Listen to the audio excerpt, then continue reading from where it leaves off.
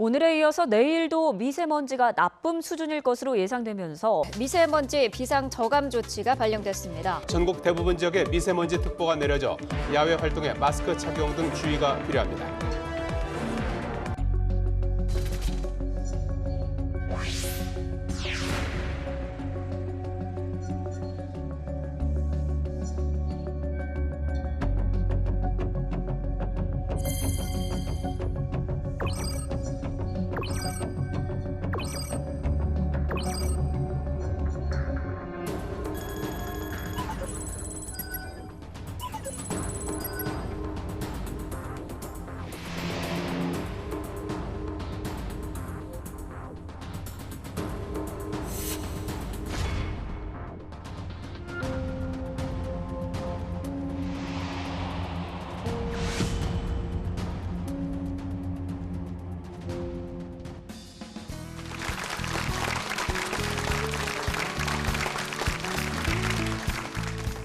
네, 생각하는 콘서트에 오신 여러분 환영합니다. 안녕하세요. 저는 진행을 맡은 아나운서 윤아영입니다. 자, 요즘 가장 큰 걱정거리 하나를 꼽으라면 역시나 미세먼지 문제가 아닐까 싶습니다. 연일 이어지는 미세먼지에 매일매일 미세먼지 농도 체크는 물론이고요. 외출할 때 마스크 착용 역시 필수가 된 시대가 됐습니다. 여기에 황사까지 겹치면서 국민들의 불안감은 날로 커지고 있는데요. 이제 정부에서는 이 미세먼지 해결을 위해서 인공강우 실험에까지 나섰다고 하니까 얼마나 심각한 문제인지 여러분 좀 느끼실 수 있을 겁니다. 이제 미세먼지는 단순한 환경오염의 문제가 아니라 심각한 사회 문제로까지 대두되고 있는데요. 그래서 오늘 생각하는 콘서트에선 국가적 걱정거리로 부상한 이 미세먼지에 대한 이야기를 나눠볼까 합니다. 첫 번째로 모실 분은요. 미세먼지 발생원에 대해서 얘기해 주실 분이에요. 환경공학과 김윤신 교수님을 박수로 맞아주세요.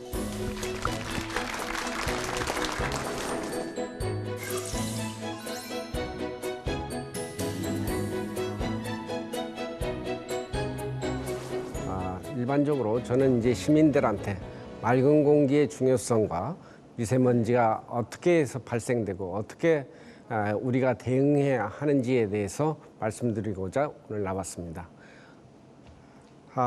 우리나라의 보통 겨울 날씨는 사흘은 춥고 나흘은 따뜻한 사만사온이란 말이 있었습니다. 그러나 요즘에는 우리가 사만삼이 사흘은 춥고 나흘은 미세먼지가 기승을 부린다는 신조어가 나올 정도로 이런 사만삼이란 말이 유행처럼 되고 있습니다. 일반적으로 미세먼지는 큰 먼지하고 작은 먼지라고 얘기할 수가 있습니다. 그러나 그 먼지의 크기에 따라서 1마이크로미터라는 말을 쓰고 있습니다. 1마이크로미터라는 것은 100만 분의 1미터를 얘기하고요. 그다음 이제 총먼지라는 것은 50마이크로미터 이상을 얘기하고 우리가 얘기하는 작은 먼지, 미세먼지라는 것은 보통 10마이크로미터 미만을 우리가 미세먼지, 또 그보다 훨씬 작은 2.5 마이크로미터 미만의 먼지를 초미세먼지라고 얘기를 하고 있습니다. 우리 사람의 머리카락에 지름이 50에서 70 마이크로미터 정도 되기 때문에 우리가 얘기하는 미세먼지는 한 5분의 1에서 7분의 1 정도 그렇게 되고 있고요. 그 다음에 이제 초미세먼지는 훨씬 더 20분의 1에서 30분의 1 정도 머리카락보다 훨씬 작기 때문에 우리 눈에는 보이지 않습니다. 그렇기 때문에 우리가 이와 같은 초미세먼지를 흡입했을 경우에는 결국에 폐포 속에 깊이 들어가서 각종 질환을 유발시킬 가능성이 많습니다. 세계보건기구에서는 2013년도에 미세먼지를 제1 발암성 물질로 지정하였습니다.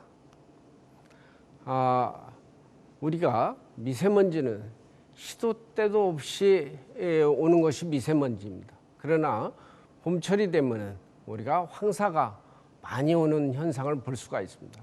황사라는 것은 주로 어디에서 발생하냐 하면은 중국, 몽골 지역에 있어서 황토고원이라든가 또 내몽골에 있어서의 고비 사막이라든가 타크라마칸 사막이라는 데서 우리가 모래먼지가 바람에 의해서 상공으로 올라갔다가 이게 다시 편서풍을 타고 장거리로 이동을 하고 있습니다.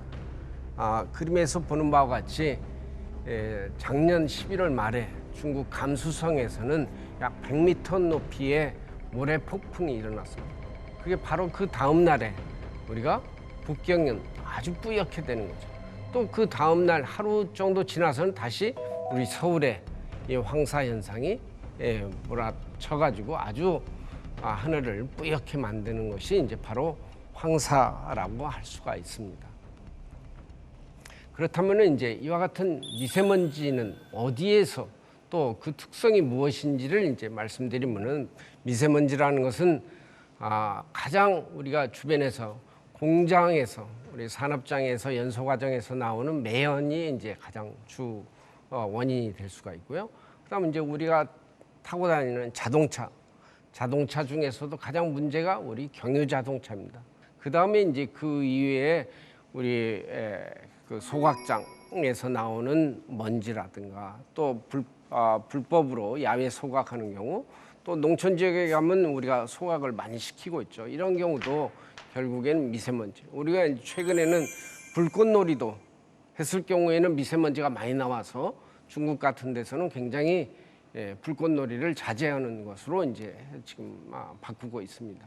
그렇다면 이와 같은 이 미세먼지의 어떤 발생원을 보면은 1차적으로는 여러 가지 가스상 물질이 대기 중에서 각종 화학 반응을 일으켜서 황산염이라든가 질산염 같은 2차 발생으로 되면서 그걸 우리가 초미세먼지로 그렇게 변화되는 과정입니다.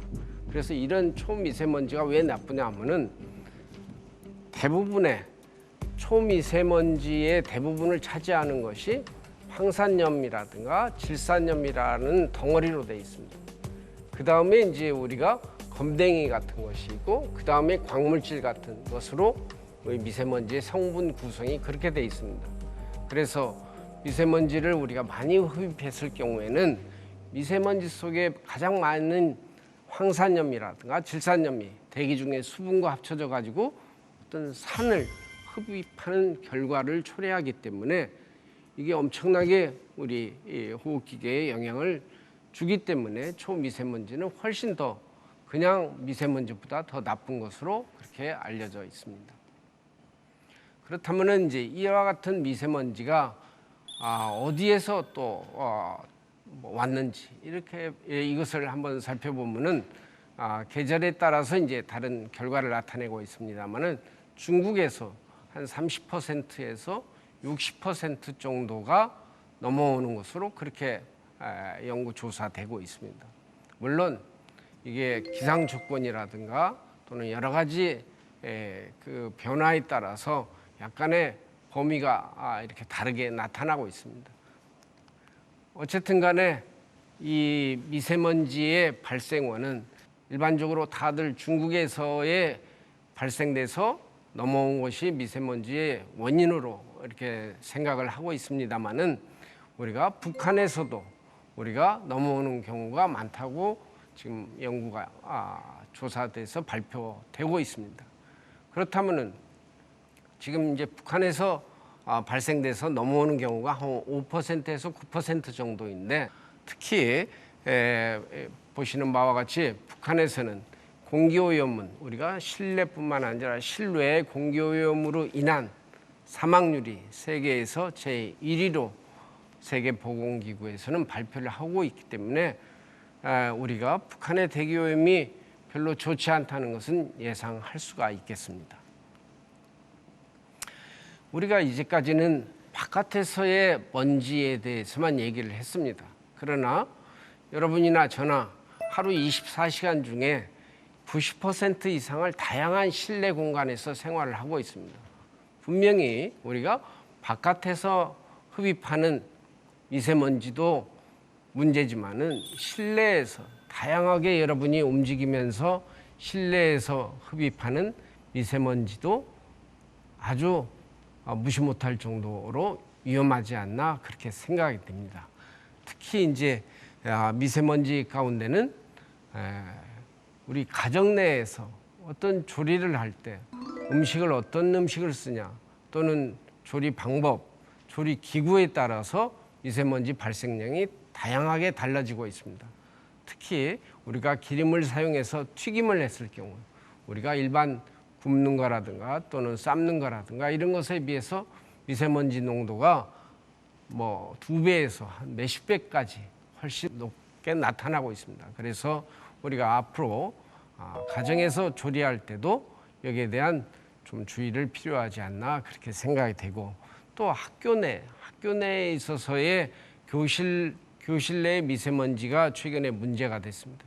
어린아이들이 교실에서 공부하면서 뛰어놀고 있기 때문에 미세먼지가 높아지면 어린아이들의 건강에 영향을 줄 수 있기 때문에 최근에 우리 대통령께서도 학교 미세먼지에 대한 관심을 가지셔가지고 어떤 정책적으로 지시를 한 것으로 알고 있습니다.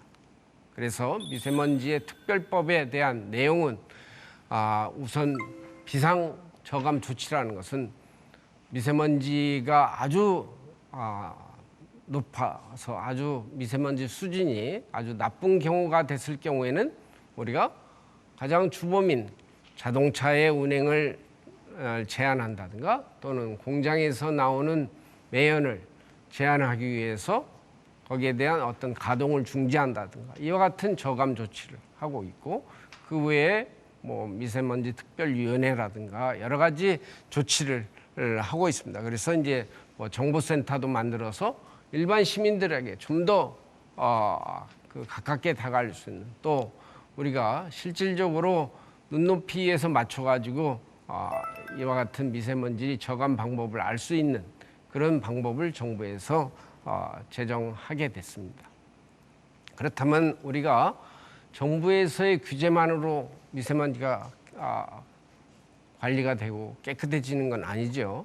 우리가 일반 시민들이 여기에 대한 미세먼지에 대한 어떤 관리 방법에 시민운동 차원에서의 동참을 해야만 우리가 미세먼지를 저감시키고 우리가 우리 스스로를 보호할 수 있지 않나 생각합니다. 그래서 여러분이 적극 참여해 주셔야지 우리가 이와 같은 미세먼지를 저감하는데 더욱더 효과적이 아닌가 생각이 됩니다.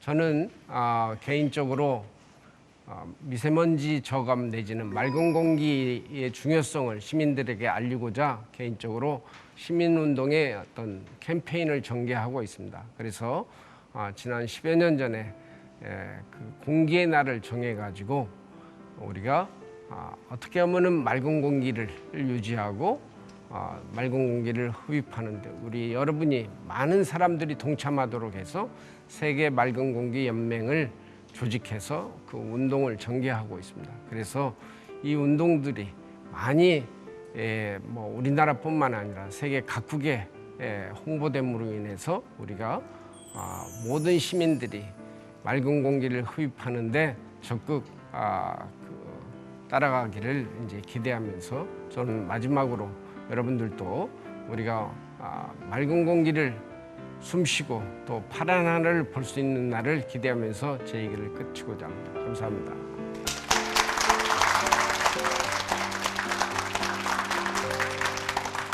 네, 저 어렸을 때는요, 봄, 가을에만 좀 불어오는 황사를 조심하면 됐다, 뭐 이런 생각이 들었었는데, 이제 미세먼지는 정말 사계절을 가리지 않는 것 같습니다. 멀리서 볼 것도 없이요, 지난 1월에 최악의 미세먼지를 기록했다고 합니다.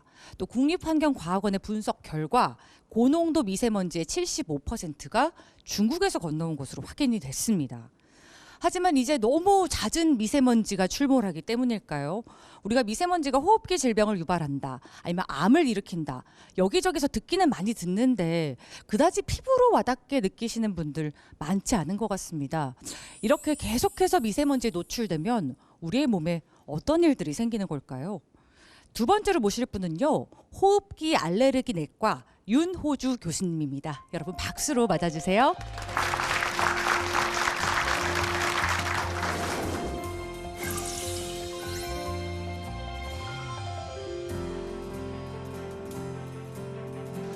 안녕하세요. 미세먼지 하면은 어떤 단어가 떠오르시나요?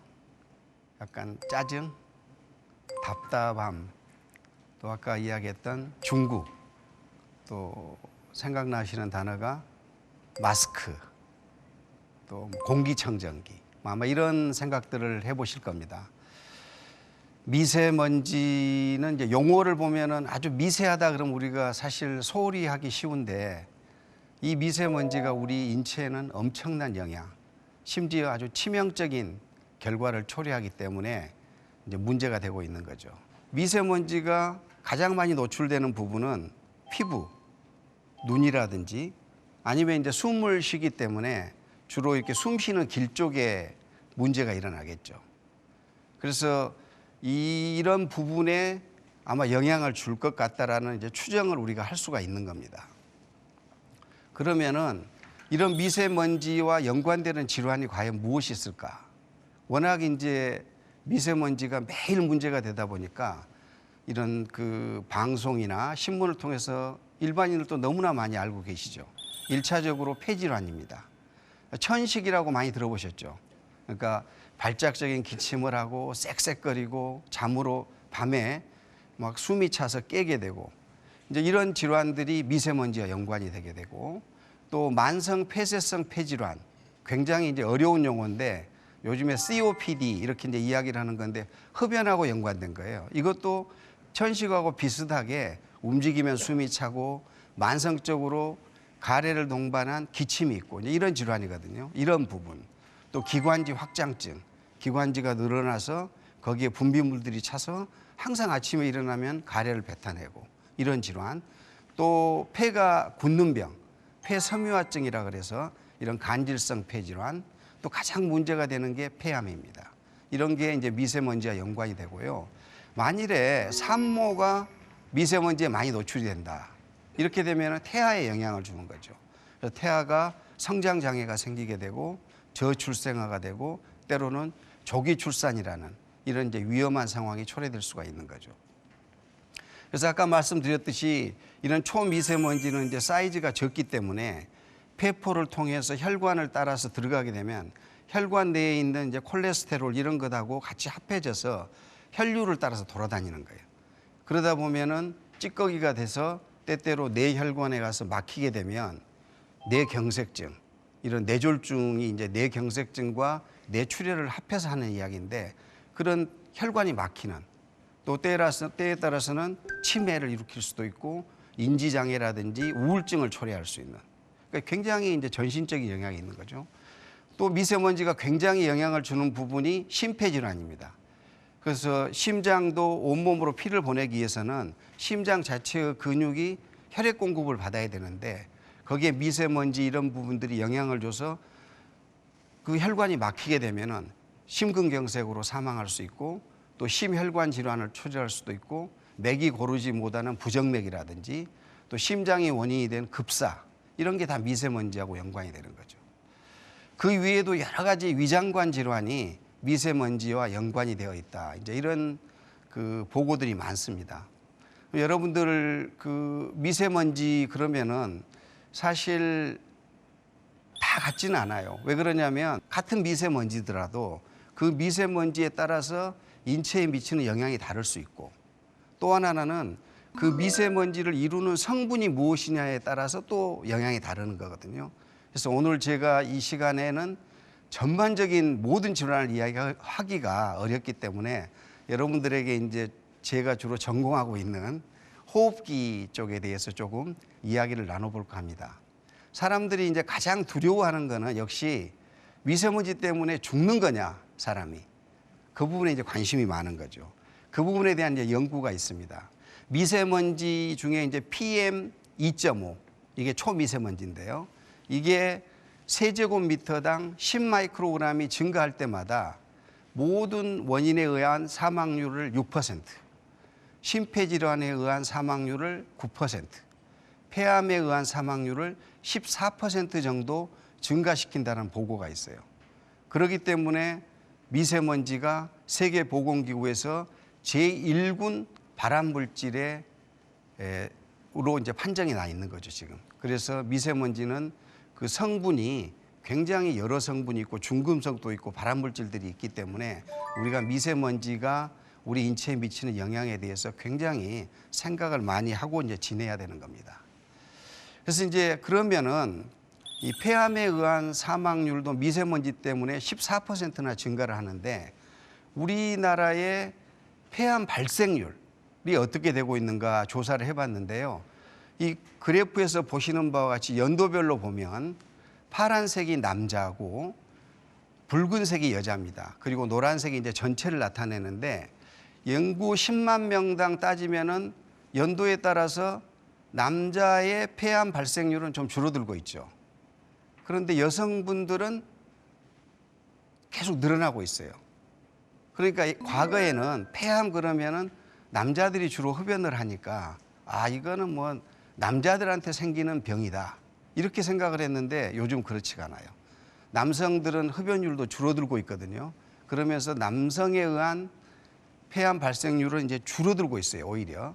근데 연도별 남녀 흡연율을 봐봐요. 보면은 2000년도부터 2017년도까지 쭉 보면은 어떻습니까? 전체적으로 흡연율은 약간 줄기는 하는데 큰 변화가 없습니다. 근데 남성분들은 흡연율이 많이 줄었죠. 여성분들은 큰 차이가 없습니다. 우리가 폐암이라 그러면 가장 큰 원인이 흡연이거든요.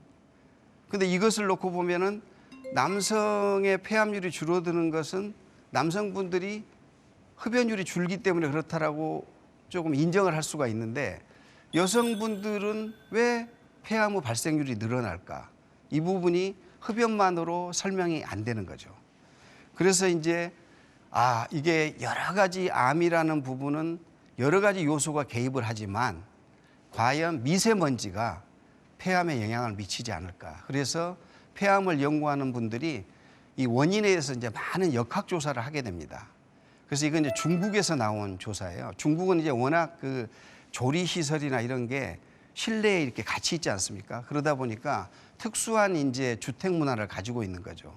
그래서 보니까 흡연을 하지 않는 여성분들을 가지고 폐암 환자와 폐암이 없는 환자의 미세먼지 노출을 조사를 해봤어요. 그랬더니 거실, 침실, 부엌, 실내조다 여기에 흡연을 하지 않는 여성 폐암 환자가 폐암이 없는 여성에 비해서 실내에서 미세먼지 노출이 4배 이상 높더라는 거죠. 그래서 이걸로 봐서는 흡연을 하지 않는 여성들의 폐암 발생이 높은 것은 실내에 있는 미세먼지 노출이 많아서 생긴 부분이 원인일 거다. 이렇게 이제 추정을 하면서 미세먼지의 노출을 줄이는 이런 부분에 대해서 이제 많은 관심을 갖게 된 겁니다. 그러니까 폐암에 굉장히 영향이 많다는 걸 우리가 알 수 있겠죠. 두 번째로는 이제 기도 질환입니다. 우리가 기도라 그러면은 숨 쉬는 기를 말하는데 이 부분이 이제 관계가 있는 거죠. 대표적인 게 천식과 모두의 제가 말씀드렸던 COPD라는 흡연과 연관되는 이제 질환인데 우리가 천식 그러면은 일반적으로 유전적인 소인하고 환경적인 요인이 결합된 병이거든요. 즉 무슨 이야기냐면 부모로부터 받은 유전적인 소인에 환경적인 요인이 결합이 되면 천식이라는 병으로 발병을 하게 됩니다. 그래서 이것을 이제 조사를 쭉 해봤더니 미세먼지가 이 대로변에서 50m 이내에 있는 소아하고 50m가 더 떨어져 있는데 거주하는 소아하고 천식의 발생률을 비교를 해봤더니 여기 보시는 바와 같이 이 대로변에 50m 이내에 거주하는 소아가 다른 데 거주하는 것에 비해서 천식의 발생률이 1.7배나 증가된다. 그래서 미세먼지가 천식의 발생에도 관여를 한다. 이렇게 이제 알게 된 거죠. 제가 이제 또 하나 강조하고 싶은 게 우리가 미세먼지가 날리는 날은 당연히 뭐 마스크 쓰고 막 걱정을 하고 그다음 날 이제 미세먼지가 깨끗해지면 얻게 되면 이제 안심이다. 이렇게 생각하기 쉬운데 실제적으로 입원한 환자를 COPD로 입원한 환자들을 조사를 해봤더니 이 사람들이 오히려 3일 전에 미세먼지에 노출돼서 3일째 될 때 오히려 입원을 하게 되고 응급실에 오는 게 높더라는 거죠. 그러니까 오늘 노출됐으면 적어도 3일 후까지 굉장히 주의 있게 봐야 되고 그래서 지연 효과가 있는 거예요. 그리고 미세먼지는 최대 6주 정도의 이제 영향을 미친다라고 이제 이해를 하시면 되겠습니다. 그래서 이제 여러분들이 제가 말씀드린 여러 전신에 영향도 주고 호흡기, 특히 폐암에도 영향을 주고 있는 미세먼지. 여러분들 그냥 감수하실 수 있겠습니까, 이것을? 어렵죠. 그래서 미세먼지 농도가 높은 날에는 외출을 자제해야 됩니다. 그리고 외출을 하게 되면 반드시 마스크 착용 꼭 해야 되고, 저도 항상 차나 호주머니에 마스크를 가지고 다닙니다. 그리고 물을 자주 마시고, 또 외출하고 돌아오시게 되면 개인위생을 철저히 해야 되는 거예요. 그리고 만일에 본인이 이런 미세먼지의 취약층이다, 연세가 많다든지 아니면 만성 기도질환을 가지고 있다든지, 그러면 응급 상황에서 이 상황을 모면할 수 있는 그런 속효성 기관지를 넓혀주는 이런 것들을 가지고 다녀야 되는 거죠. 그래서 제가 이제 오늘 말씀드린 내용은 미세먼지는 아주 작은 먼지지만 우리 몸에는 엄청난 영향을 주는 물질이라는 걸 잘 이해를 하시고, 여러분들이 미세먼지의 노출을 줄이려는 여러 가지 노력을 하는 게 굉장히 중요하다고 생각합니다. 아무쪼록 제 강의가 여러분들에게 도움이 되었으면 합니다. 감사합니다.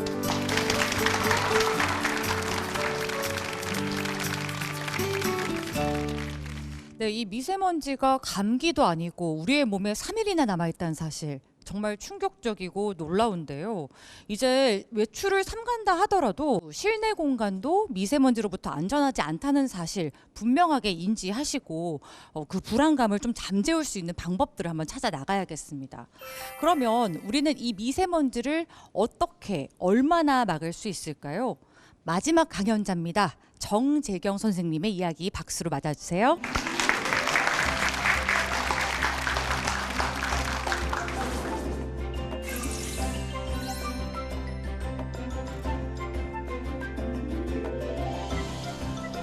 저는 오늘 이 자리에서 공간 안에서 식물을 많이 키워서 한 200개 정도 키워서 실내 미세먼지를 관리하는 제 경험을 같이 나누고 싶어서 이 자리에 섰습니다.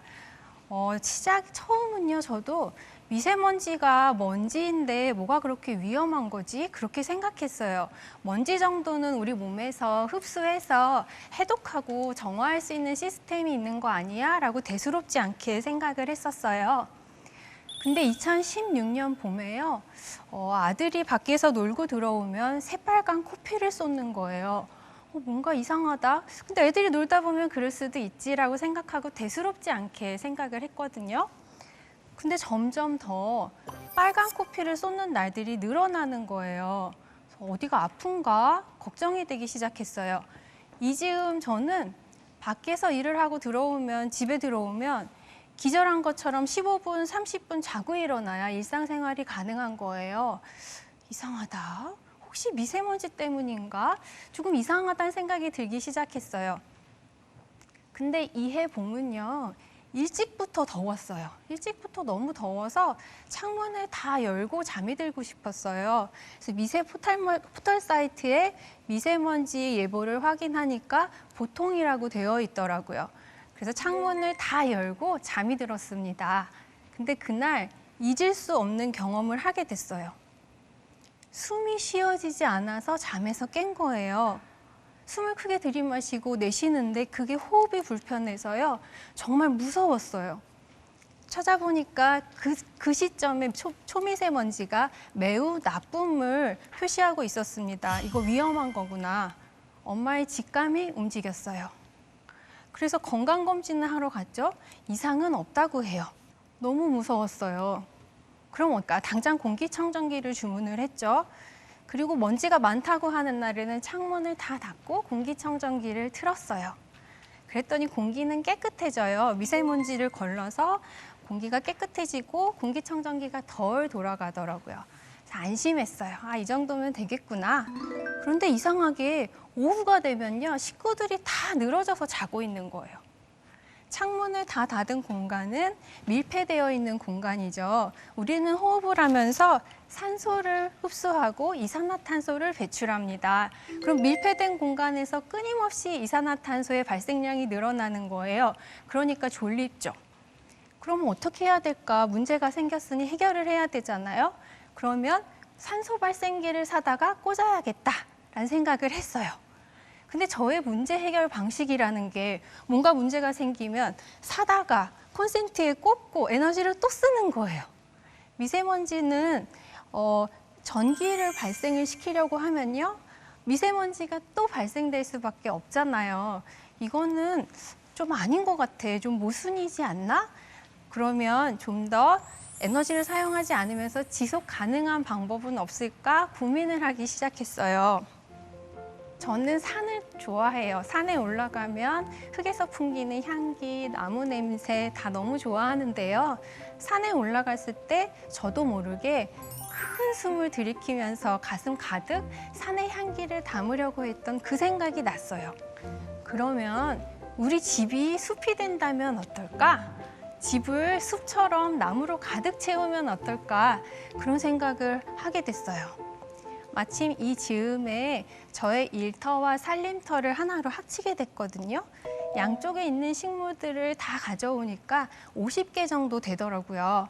50개를 한 공간 안에 넣으니까 공기청정기가 덜 돌아가는 게 느껴졌어요. 아, 내가 너무 예민해서 그런 거겠지. 그렇게 생각했는데요. 식물이 100개가 되니까요. 저는 확신할 수 있었어요. 공기청정기가 덜 돌아가요. 그래서 가족들한테도 물어봤어요. 공기청정기가 좀 덜 돌아가는 것 같지 않아? 그런가? 이런 반응인 거예요. 저는 확신을 가지고 공간마다 식물을 가득 채웠어요. 사람이 닿지 않는 코너 나무를 다 놓고요. 그리고 뭐 책상 위, 장식장 위, 심지어는 욕실의 양변기 위에까지도 식물을 가득 채웠어요. 그랬더니 한 200개 되더라고요. 그러니까 어떤 일이 벌어지냐면요. 초미세먼지가 외부가 PM100 정도라고 하면 실내는 10 정도인 거예요. 그리고 외부가 50 정도라고 하면요. 실내는 5 정도를 유지하는 거예요. 얘네들이 작은 생태계를 만들었나? 그런 생각이 들었어요. 식물은 2가지 방법으로 미세먼지를 제거합니다. 하나는 호흡을 하는 과정에서 잎에 있는 기공을 통해서 먼지를 마셔요. 그 대사 과정에서 쓰고요. 그리고 남아있는 애들은 또 뿌리로 보내서 미생물이 분해해요. 그리고 또 다른 방법으로는 식물은 음이온을 뿜어요. 그러면 양이온인 미세먼지를 전기적으로 제거하는 거예요. 그러면서도요. 실내 습도도 똑같이 유지를 해줘요. 60에서 70% 정도를 왔다 갔다 하거든요. 그리고 청소를 좀 덜 해도 돼요. 환기를 한 다음에는 분무를 한 다음에 먼지가 떨어지면 다시 걸레질을 해서 제거하라는 가이드라인이 있어요. 근데 저는 식물을 많이 키우다 보니까 사실 청소는 조금 포기했어요. 그래서 일주일에 한 번 정도 이렇게 겨우겨우 하는데요. 한 번은 제가 한 달 동안 여행을 가느라고 집을 비웠어요. 여행할 때는 신나게 다녔죠. 집에 올 때 되니까 집안에 폭탄을 맞았을 거야. 이거 청소를 어떻게 하지? 그리고 와서 보는데 먼지가 생각보다 별로 없는 거예요. 식물이 먼지도 먹어주는 거예요. 그리고 공기청정기는 확실히 덜 돌아갑니다. 거의 돌아가지 않아요. 그러니까 공기청정기의 필터도 소각해야 되는 또 다른 오염물질이잖아요. 수명을 조금 더 늘려서 쓸 수 있으면 환경한테 조금 덜 미안하다는 생각이 들었어요. 이렇게 많은 일을 해주면서도 식물은 에너지를 쓰지 않아요. 그저 저의 노동력과 시간, 그리고 물과 비료 정도거든요. 그런데도 끊임없이 산소와 음이온 같은 좋은 물질들을 발생을 시켜주니까 얼마나 고마운가요? 저는 시작은 미세먼지였는데요. 식물을 키우다 보니까 몸과 마음과 생각의 건강에 종합 비타민 같다는 생각을 했어요. 식물은 산소와 음이온을 뿜어주거든요. 근데 그 음이온이요. 혈액을 정화시켜주고 통증을 완화시켜주고 저항력을 증가시켜주고 그러면서도 세포를 부활시켜주고요. 자율신경의 조정 능력도 증진시켜줘요. 무슨 만병통치약 같지 않나요? 그리고요. 식물의 초록색은 그냥 보기만 해도요. 마음을 차분하게 안정시켜주는 거예요. 그리고 집중력을 증가시켜줍니다. 그리고 식물을 돌보는 경험은요. 심리치유의 한 방법으로 사용되고 있을 만큼 효과적인 거예요. 사람은 살면서 누구나 다 크고 작은 마음의 상처들을 갖고 살아가요. 저도 그렇고요. 그런데 식물을 키우면서 제 마음이 치유되는 걸 경험했어요. 작은 식물이 새 잎을 틔워내요. 반짝반짝하는 새 잎을 틔워내는 걸 보면 아, 나도 할 수 있어. 이런 긍정의 힘이 생기는 걸 느꼈어요. 그래서 이 얘기를 널리 알려야겠다고 생각했습니다. 사실 저의 가장 큰 고민거리는 학교예요. 미세먼지는 중금속을 많이 함유하고 있기 때문에 아래로 가라앉는 성질을 가지고 있어요. 아이들은 키가 작기 때문에 낮은 곳의 공기를 호흡하게 되죠.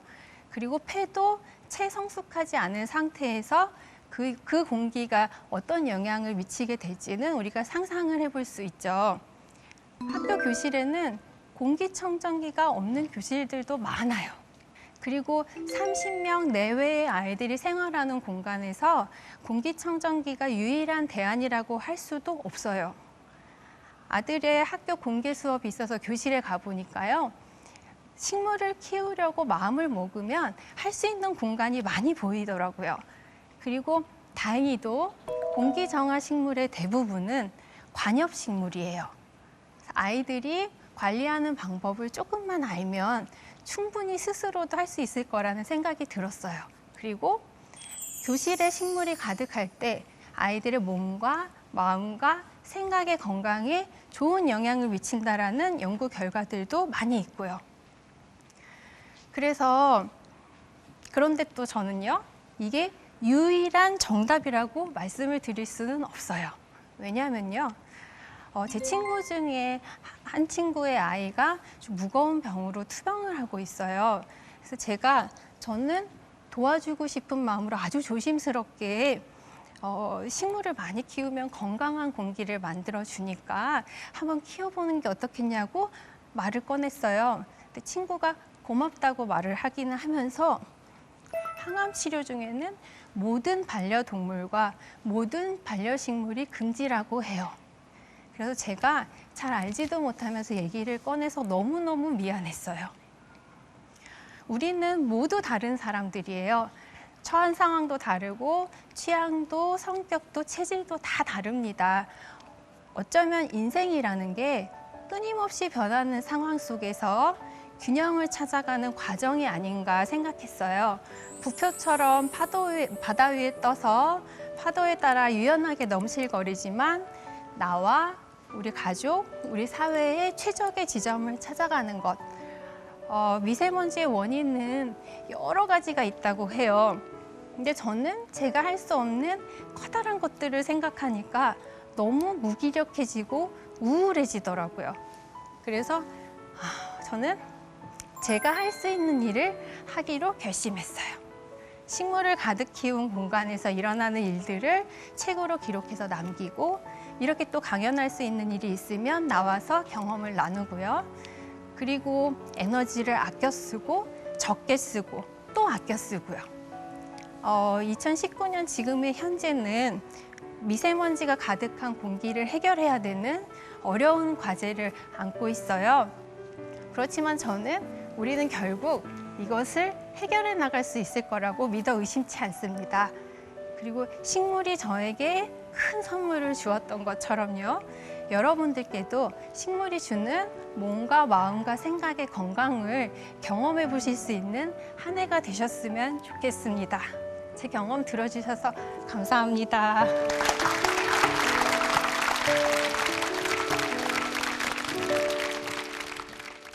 네, 홈 디톡스라고 하죠. 집안의 공기의 질을 높여서 독소를 제거하는 방법을 말하는데요. 아마 정재경 선생님이 이 홈 디톡스를 몸소 실천하지 않았나 이런 생각이 들었습니다. 자, 실내에 머무는 시간이 많아지는 만큼 우리 주변 생활에서 포진돼 있는 각종 유해 물질들로부터 우리의 집을 보호하고 지켜내야 할 것 같습니다. 그래야 그 안에 살고 있는 우리의 몸도 더 건강해질 수 있겠죠. 자, 좋은 강연들 잘 들었을 텐데요. 오늘 세 분의 강연을 듣고 계속해서 떠오르는 궁금증들 꼬리에 꼬리를 무는 생각에서 나눠보도록 하겠습니다.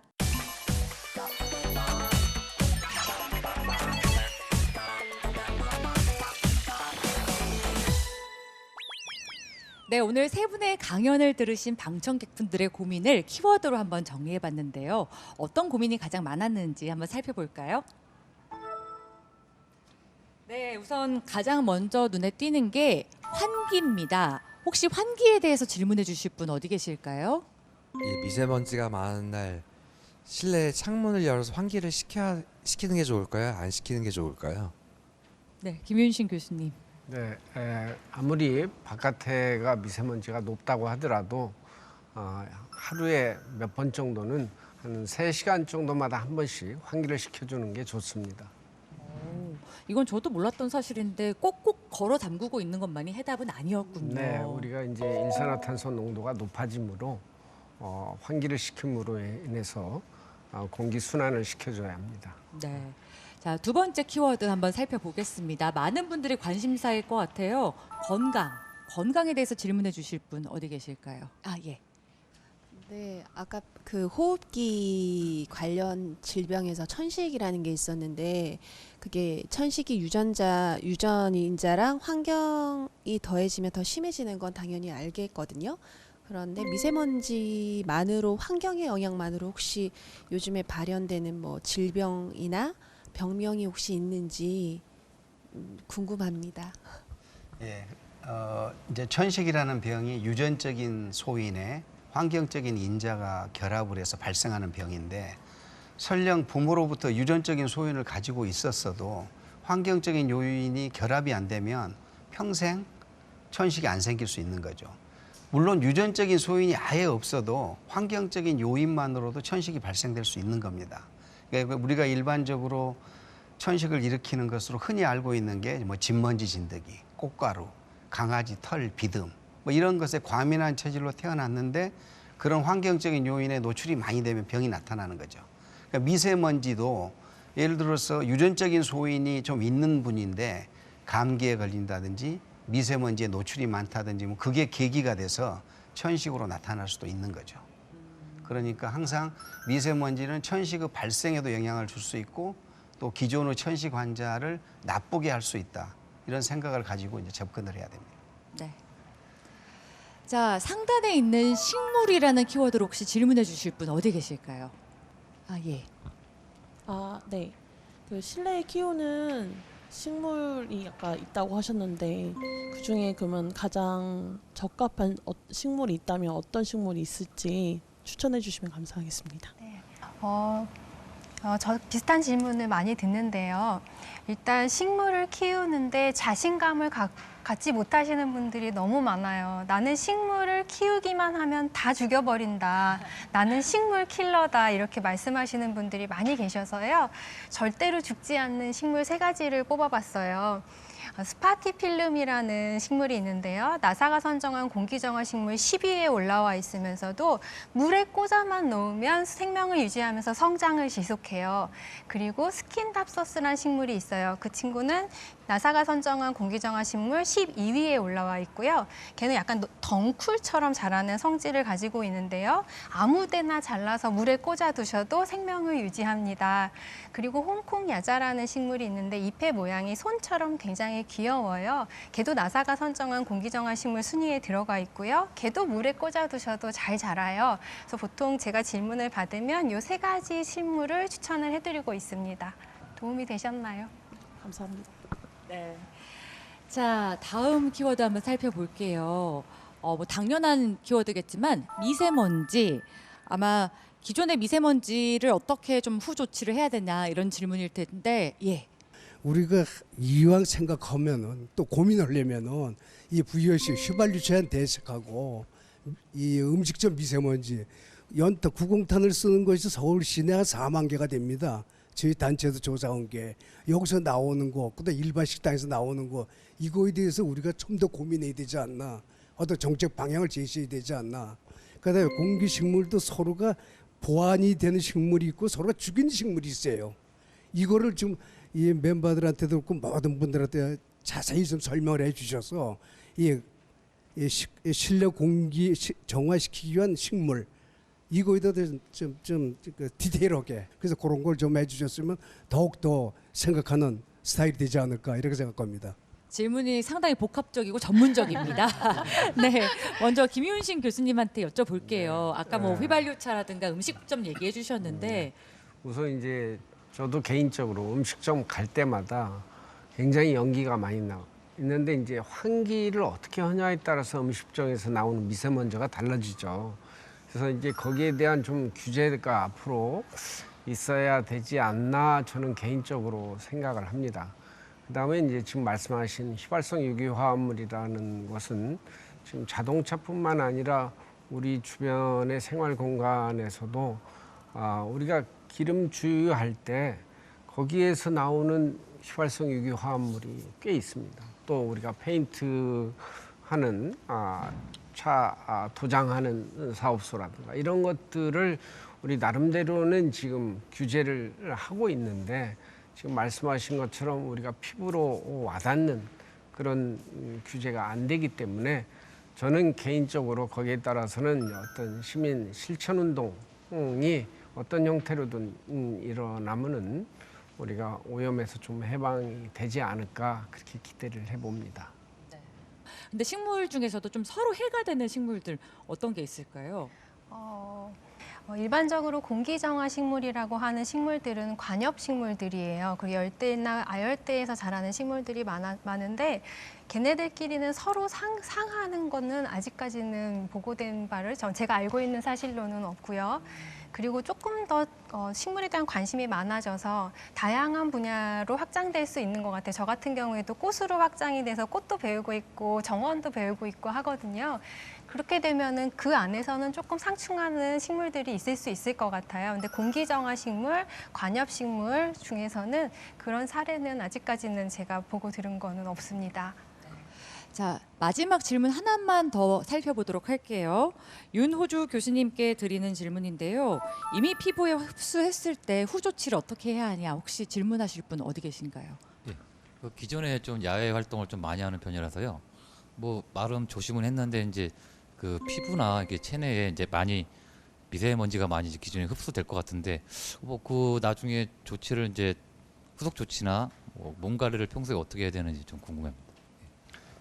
우리가 미세먼지가 많은 날 물론 당연히 이제 노출을 적게 하는 게 최고긴 하지만 기존에 이제 어떤 피부 질환, 아토피 피부염이 있다든지 기존 피부 질환이 있는 분들은 가능하면 이제 옷이 이렇게 반팔이나 이런 걸 입은 게 바람직하지가 않습니다. 최대한 피부 노출을 줄일 수 있도록 자기가 예방을 하는 게 최고고요. 부득이하게 피부에 노출이 되면 역시 돌아와서 잘 이제 청결하게 유지하는 게 굉장히 중요하죠. 근데 단지 이제 미세먼지 성분 중에 여러 가지 유해 물질들이 많지 않습니까? 뭐 중금속이라든지 그럴 경우에 보조적으로 여러 가지 뭐 녹황색 채소를 많이 먹는다든지 뭐 여러 가지 이제 보조요법들이 있거든요. 그런 부분들 뭐 도라지가 어떻다 이런 부분들은 상당히 이제 보조적인 의미로 그런 어떤 기존에 들어와 있는 미세먼지 성분 중에 유해 물질을 조금 더 빨리 밖으로 배출시키는데 아주 보조적인 요법으로 이제 추천을 하고 있는 정도입니다. 현재는. 자, 10년 후, 20년 후에는 우리가 어떤 공기 속에서 살고 있을까요? 미래를 예측할 수는 없지만 그래도 지금보단 나은 환경에서 마음 편하게 숨쉬고 또 파란 하늘을 올려다볼 수 있는 그런 날이 올 수 있기를 간절하게 바라겠습니다. 그러려면 우리부터가 이 미세먼지를 줄이려는 생활 속의 실천 노력과 의지를 다져야겠죠. 자, 지금까지 생각하는 콘서트였습니다. 함께해 주신 여러분 고맙습니다.